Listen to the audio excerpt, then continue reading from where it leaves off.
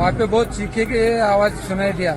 जब ये ट्रेन रुक गई तब सब आदमी भागने लगे इधर उधर, तो उधर से वंदे भारत जो आ रही तो स्पीड से आ रही, तो इन लोग ने जब कूदा इधर उधर कूद के भागने लगे जब, तो स्पीड में थी तो उड़ा लेके चली गई सब लोग। अचानक हल्ला हुआ कि ट्रेन में आग लग गई, पूरी ट्रेन की पब्लिक खाली हो गई। उधर दिल्ली से कलिंग से ट्रेन आ रही थी, उधर जो उतरे वो एक भी सही नहीं। हादसा इतना डरावना कि रूह कांप जाए।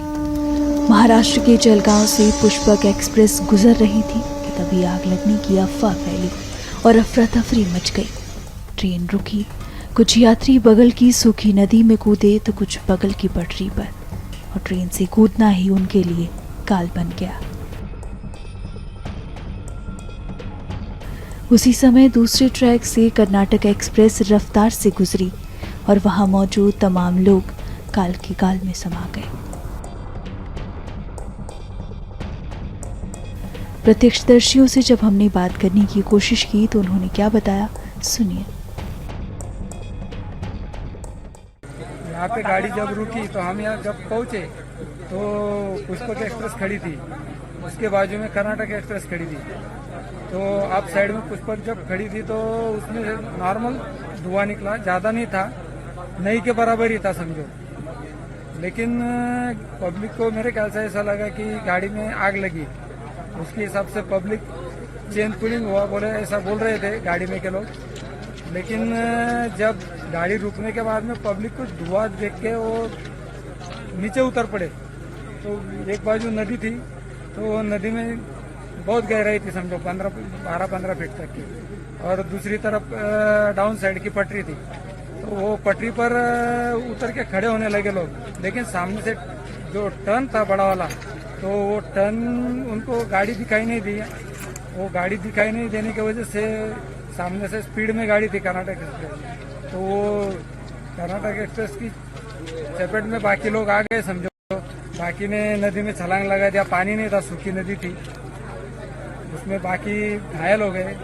बाकी तो 8-10 बॉडी तो हमने निकाली थी। वहाँ पे बहुत चीखे की आवाज़ सुनाई दिया। वो चीखों की आवाज़ सुनाई दे के आजू बाजू के गांव में के लोग भी जमा हो गए, और रेलवे प्रशासन के कर्मचारी आ गए, आरपीएफ लोग आ गए। उन्होंने एम्बुलेंस वगैरह को फोन किया, गांव में से लोगों ने किया। उसके बाद में एम्बुलेंस आई तो जो जख्मी थे उनको पहले उठा के एम्बुलेंस में डाला गया। रेल के कर्मचारी थे, आरपीएफ लोग थे, सबने उठा के उनको डाला। गाँव वालों ने बहुत सारी उनको मदद की, और जो जिसके रिश्तेदार गुजर गए थे वो देखने सर की कंडीशन नहीं थी, वो लोगों को बहुत रो रहे थे लोग। इतनी बड़ी घटना हमारे इलाके में पहली बार हुई है, इसकी वजह से वो देखने को बहुत ही दुख भरी घटना बोली जा सकती है। जब भी हम लोग पुष्पक एक्सप्रेस से हम लोग लखनऊ से मुंबई जा रहे थे, तभी हम लोग के बीच में यानी जब ये वो हुआ तभी आग लगने का हम लोग को वो हुआ, तो सब लोग भाग रहे थे। तो उधर से जब ये ट्रेन रुक गई पुष्पक एक्सप्रेस, तो आग लगने के लिए वो बोले, तो सब लोग उधर से जैसे ट्रेन में से इधर उधर भागने लगे। तो उधर से दिल्ली एक्सप्रेस आ रही थी, तो जितने लोग उस साइड की पटरी पे गए थे, जो 8-10 लोग जितने लोग थे उनको उधर से तो उड़ा दिया। बाकी इस साइड में तो इस साइड वाले जितने थे उनको कुछ भी नहीं हुआ।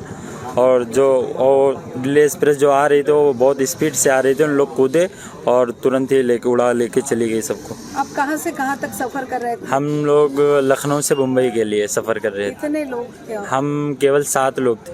तो उसमें से किसकी डेथ हुई थी? क्या वो मेरे मामू का लड़का है, उसका नाम नसरुद्दीन है। तो आपके सामने ये सारी घटना? हाँ, हम लोग के सामने ही हुआ है।